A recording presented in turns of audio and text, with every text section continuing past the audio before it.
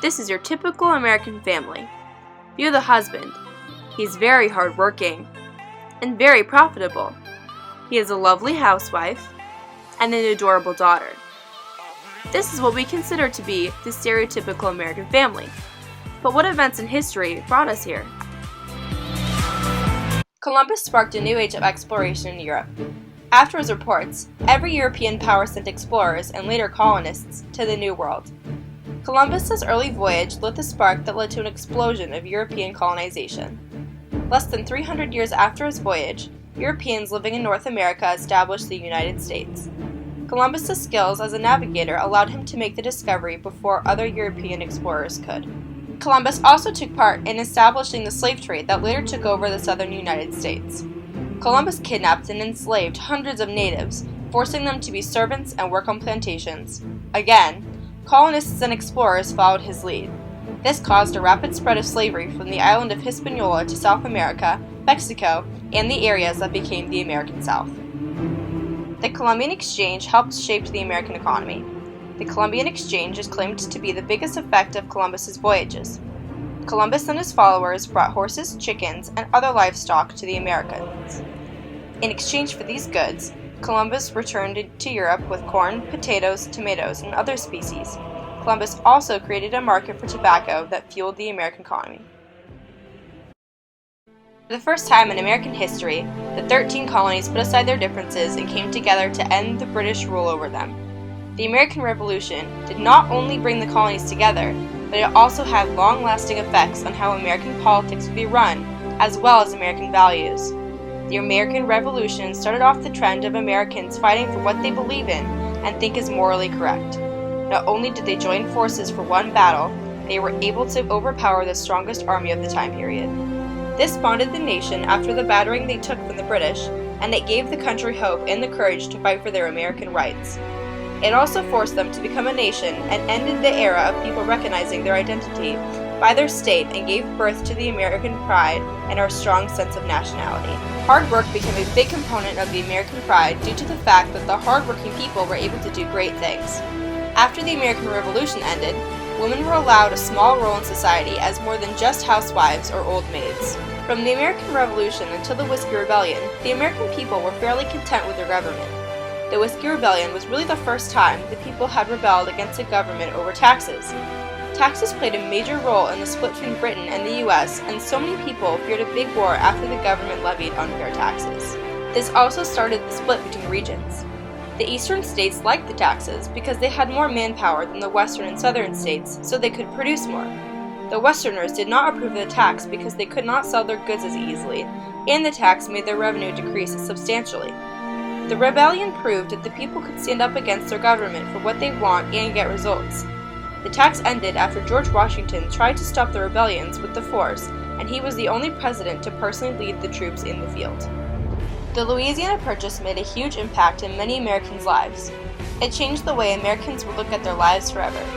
Many people did not believe the Louisiana Purchase was an economically viable risk, but Jefferson took the chance and doubled the land of America in one sweep.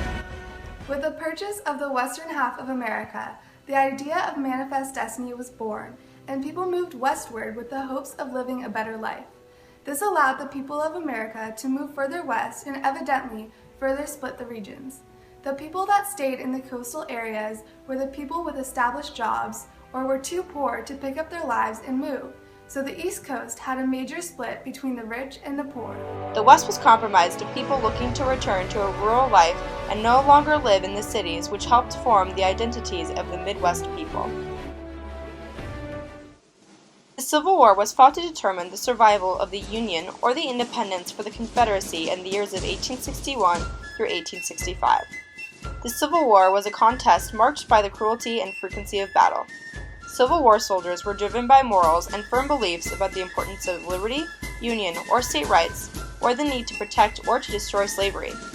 Less overtly political reasons to fight were to defend one's home and family, or honor the brotherhood formed when fighting alongside other men. No matter what a soldier thought about, when he went into the war, the experience of combat affected him profoundly and sometimes altered his reasons for continuing the fight. The Civil War did not only involve soldiers in the military, it involved civilians, politicians, and activists. People came together to fight for an end to slavery, tariffs, and to receive state rights. The Civil War was a fight for freedom that has continued to be fought for, thus shaping many Americans throughout the generations for who they are today. Because of the seemingly unlimited resources, the average American was nurtured, educated, and molded by the promise the frontier offered. But the experience of the frontier was not easy, and the rugged self-reliance it demanded became a defining American characteristic. The changing frontier shaped the American social and economic character and molded our historical, social, and economic development. The American character, enshrined in endless literature and folklore, was coarse and strong, but inquisitive, intelligent in a practical way, but not quick-learned. It exhibited the masterful grasp of material things of a Thomas Edison or a George Washington Carver. It was individualistic and freedom-loving, and it could be violent, fighting for what it believed in and what it claimed as its own. As a result of the closing of the frontier, several significant changes occurred. As the availability of free land was basically exhausted, the Great West diminished as a factor in American development. Free land had always acted as an economic safety net, providing all with the chance to make a living. Free land also meant higher wages, because employers had to induce their workers not to seek better opportunities in the West. At the closing of the frontier, we entered a period of concentration, of capital, as with the monopolies and trusts, and of labor responding with unions and cooperation. Connected to these changes was an impetus for expansion beyond the continental limits of the United States, expansion that was both political and social. Another way in which the American physique was shaped by the westward expansion was in the development of the attitude that it was always possible to move to a new location and begin again. Americans, for many years and generations, did not have to think about staying in one place and dealing with the hardships and complications that might have come to that place. They can move and start over in the hopes of finding a better situation. This started with the thinking of the immigrants who came to the New World in the first place. The ease with which Americans move from one place of residence to another, the willingness to split up family units in order to find an advantage in another place, is quite unusual in much of the world. The Industrial Revolution, which began in Britain in the late 1700s, was a predominantly agrarian period of rural societies in Europe and America, which became industrial and urban. Prior to the Industrial Revolution, manufacturing was often done in people's homes, using hand tools or basic machines. Industrialization marked a shift to powered, special-purpose machinery, factories, and mass production. The iron and textile industries, along with the development of the steam engine, played central roles in the Industrial Revolution, which also saw improved systems of transportation, communication, and banking. While industrialization brought upon an increased volume and variety of manufactured goods and an improved standard of living for some, it also resulted in often grim employment and living conditions for the poor and working classes. The textile industry, in particular, was transformed by industrialization.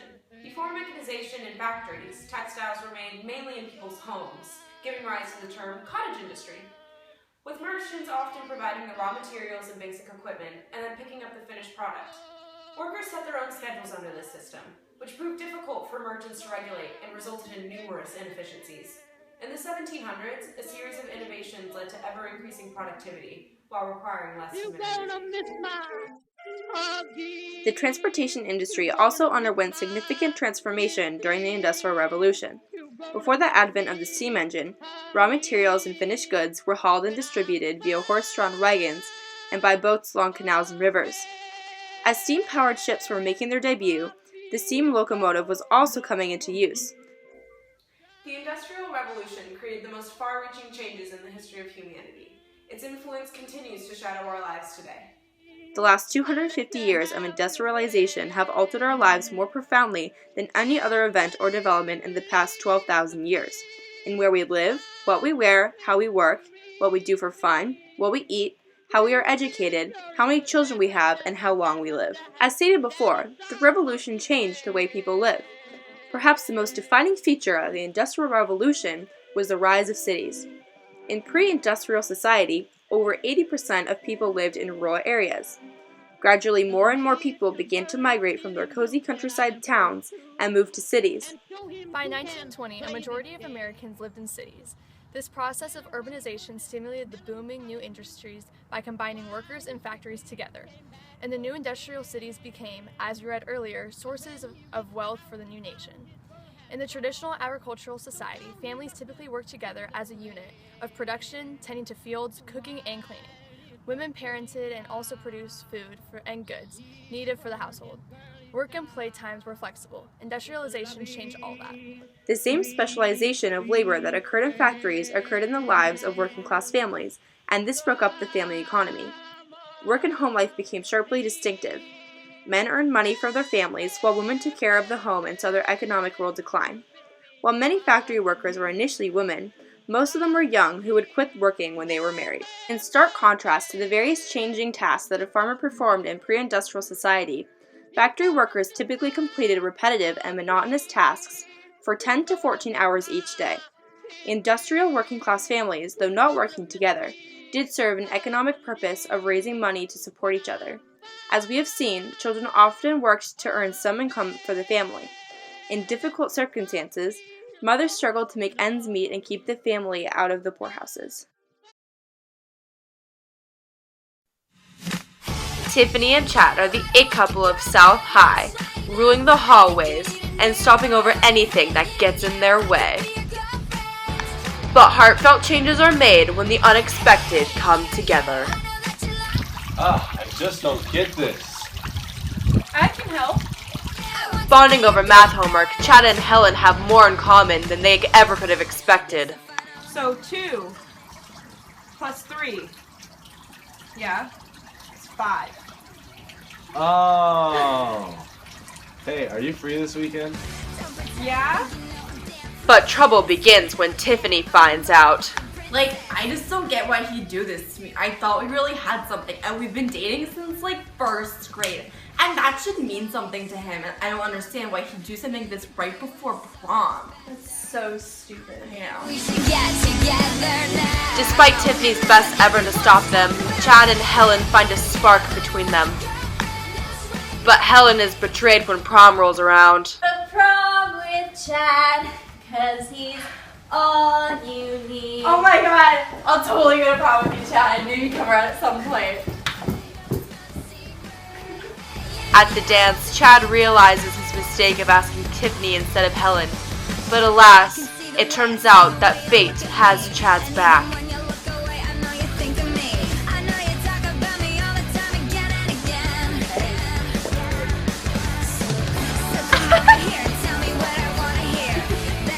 Chad is able to walk away from his old, sour love and instead replace her with a new, true love. Don't you forget about me.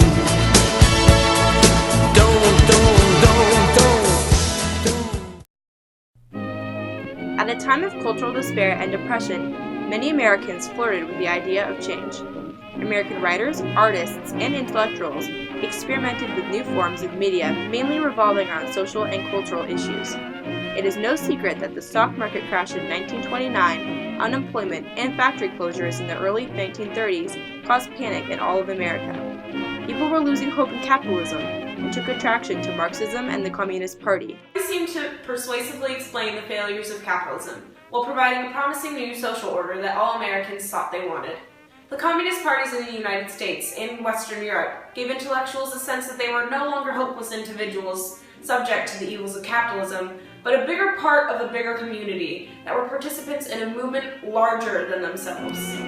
Because of this, Marxism and the Soviet Union enjoyed popularity through the United States during the worst years of the Depression. The appeal of Marxism inspired prominent American writers to announce their support for the Communist Party and for a socialist revolution, including John Dos Passos, Langston Hughes, Malcolm Cowley, and Sidney Hook. However, not every Depression-era American intellectual was inspired by communism. The majority of intellectuals and artists were more comfortable voting for Roosevelt than supporting Joseph Stalin. Despite the initial desire for social change, by the middle and late 1930s, an increasing number of American intellectuals had become anti-Stalinist because of Stalin's repeated influences on labor camps, which spread terror throughout the Soviet Union and the United States.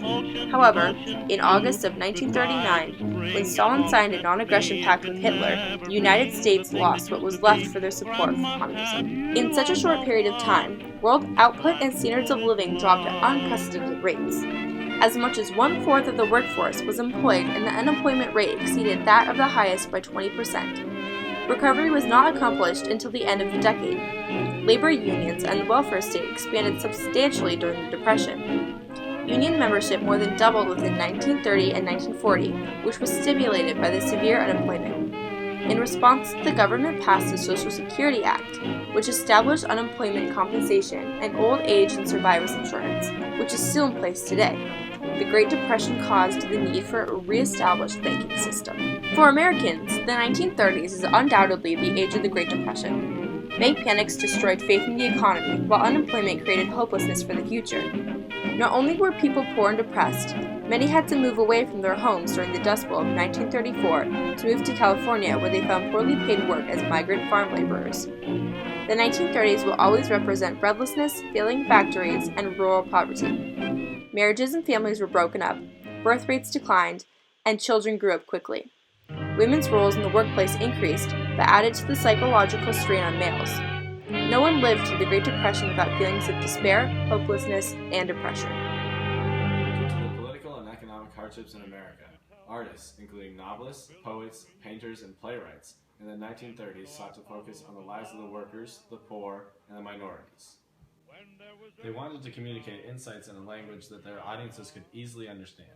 This impulse of dark creativity led to a style of documentary realism and social protest. Novelists, fiction did not seem adequate to document the torturous events of the effects of the Great Depression, so they paired with photographers and turned to journalism in hope that eyewitness reports could capture the feel and essential truth of the Great Depression. After 10 years of hard times, the Depression didn't only feel like an economic disaster, but a natural one as well. By the late 1930s, Americans no longer wished for a revolution, but for recovery and stability. Not more social conflict, but a sense of national unity. These conservative impulses dominated the closing years of the Great Depression, but were recognized by FDR the whole time. The New Deal programs promised that America would be repaired and strengthened rather than transformed. Even African Americans found a sense of hope and inspiration that FDR's policies provided. Pop culture of the 1930s reinforced ideologies that argued that America had entered an era of limits, making the best of what they have rather than trying to obtain the unobtainable. Retracting to more traditional American ideals, a lot of popular movies suggested that people will be happier with familiar pleasures of the home rather than fulfilling the dreams of the elite. Many people found solace with this idea. Also, the publication of biographies of George Washington, Andrew Jackson, and other outstanding traditional American figures reminded people of the leaders who guided the nation through previous crises. The resurgence of tradition encouraged Americans to believe in themselves and overcome the current situation. Even as the economic problems caused by the Great Depression started to lift, no one could forget the lessons learned from the disaster. The faith placed in the federal government to resolve the problems of many groups in American society shaped the mentality of most Americans who lived through the Great Depression even after the victory of World War II and the return of prosperity. The emotional wounds, the fear of fear itself, could never be erased from this generation.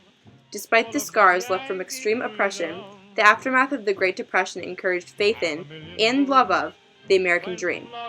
Following the Great Depression and in the midst of World War II, the economy was mostly recovered, unemployment rates decreased, and the American ideals returned to the household. The people had freed themselves from the constraints of the 20s and could once again enjoy the prosperity of the United States. However, the turmoil of the 1930s turned out to be predominantly conservative in its impact on American society. Doing so, people realized the importance of survival during the hard times rather than taking risks with one's life or money. Totalitarian ideologies also made Americans realize and appreciate the virtues of democracy and the ordinary citizen or common man that was celebrated in Roosevelt's speeches. What started with fundamental and racial social changes, this decade ended with the reaffirmation of America's cultural past and traditional ideas. Post-World War II sparked a new age for the United States. It brought celebration and hope for the future. The political, social, and economic future looked bright for America as we returned from the war with global power. Americans became very free-willing and relaxed after World War II, decreasing anxiety concerning communism and the Cold War. American prosperity was in reach, causing many people seeking the opportunity to establish an ideal, nuclear family, thus creating the baby boom. marriage and birth rates skyrocketed, lasting between 1946 and 1964. With the dramatic increase of families, suburbs became popular, which formed into a stereotypical American family home. After the war ended, many women returned home from working in factories or other various jobs, and instead took the domestic role of a traditional housewife. Traditional roles of men and women in the home were the social norm due to the conservatism of the time. During the mid-40s, the Cold War threatened the United States and the Red Scare plagued the nation. Known as the Age of McCarthyism, from 1947 to 1954, many Americans lived in great fear of communism, especially after the first explosion of the atomic bomb by the Soviet Union. With extreme anti-communist sentiments spread through the nation, media drastically increased. Paper journalism still enjoyed popularity, but the more moved the public towards broadcast media, like the television. Being an extremely controversial topic, the civil rights movement during the 1960s improved the lives of many and was an important milestone in American history. African Americans fought against injustices, segregation, prejudice, and violence that was constantly seen in American society. Mass protests and demonstrations led by Martin Luther King Jr. drew attention to the movement and won support from a large section of white community. While some whites degraded to violence, much of the society advocated for change and even led to legislation regarding discrimination issues. Signed by President Johnson on July 2, 1964, the Civil Rights Act was a beacon of hope for all who fell victim to racial discrimination. This change in culture allowed for integration, suffrage, education, and equality. America was turning into the most culturally diverse country in the world.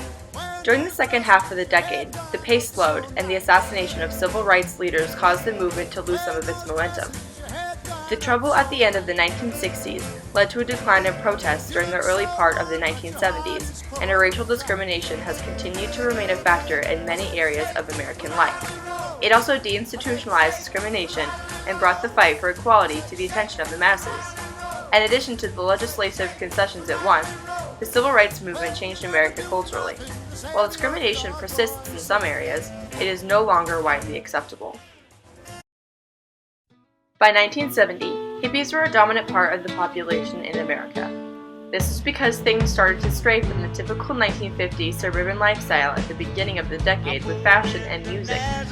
Hippies resisted mass culture and created their own ideal lifestyle. They were very rebellious and were known for doing drugs.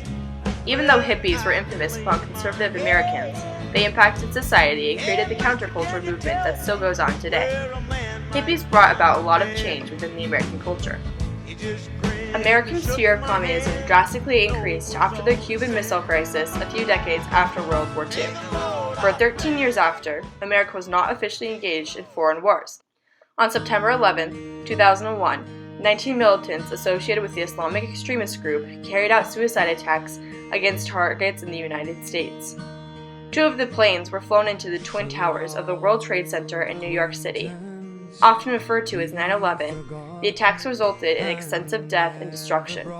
Over 3,000 people were killed in the 9/11 terrorist attack, including civilians, police officers, and firefighters. American attitudes changed as concerns for safety increased. The terrorist attack destroyed lives of many Americans, triggering major U.S. initiatives to combat terrorism and get revenge. 4 major transformations were brought about after the attack, the most important act being was to re-establish peace for Americans. Less than a month after 9/11, U.S. troops invaded Afghanistan in an effort to dismantle al-Qaeda and remove the Taliban government that was harboring the terrorist group. 2 years later, in March 2003, the United States invaded Iraq, who was closely linked to the newly launched war on terror. And today, as the Islamic extremist group ISIS continues to threaten the stability of Iraq, the Obama administration is again considering the resumption of U.S. military operations there. The Iraq War affected the American citizen through its impact on the economy, the political arrangements made in its pursuit, and the changes in the social environment resulting from these alterations. The Iraq War will have its most devastating personal impact on its direct participants, the soldiers, their families, and the Iraqi civilians in the path of conflict. So now we know how Americans got to be how we are today, and our stereotypical idea of ourselves. But how does the rest of the world view the ever-so-strong American character? Huge obsession with business and wealth. This large occupation is where our other stereotypical traits branch from, such as our hurriedness, serious aura, and sometimes even loose morals. Travelers see all of these traits as the explanation as why Americans are so unable to relax and take a vacation. Despite being downright greedy and stiff, travelers see Americans as very informal in mannerisms. However, there's a flip side to everything, as Americans are not always viewed as harsh and money-obsessed. In fact, many travelers see those from the United States as dependable, honest, and kind. Physically, Americans could use a little work on our image, as the rest of the world is extremely aware of. Pegged as a morbidly obese country, travelers also seem to think American women wear too much makeup, and all people from the United States suffer from bad posture, probably from being hunched over a desk all day. Unfortunately, the image of the United States is slowly declining, and our country as a whole is not as popular as it once was. America's image has in fact been so damaged that even U.S. policies are struggling to fix it. President George W. Bush's call for greater democracy in the Middle East and U.S. aid for tsunami victims in Asia have been well received and appreciated in many countries, but only Indonesia, India, and Russia have had their opinions about the United States improved. A polling in Western Europe displayed the dissatisfaction in the U.S. with the national conditions and concerns about immigration from the Middle East, North Africa, and Eastern Europe. Japan, France, and Germany are all more favored than the United States among Europe. Even the British and Canadians have a more favorable view of these three nations than they do of the United States. In fact, China now has a better image than the US in the eyes of most of the European countries surveyed. Now let's take a look back at the average American family, understanding how our history influenced who we are today. 1, 2, 3, empieza! And fade. That's what it sounds like when some 5-year-old British brat says, "Mom, can you make this cake?" Mom, please, can you... Emily, age 16, tried weed for the first time, and the next day she was out on the streets. The effects of marijuana are 50 times as intense as cocaine.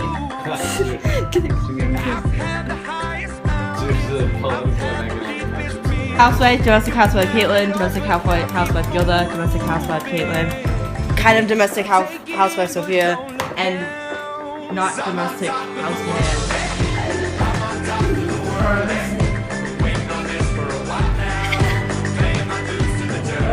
Oh!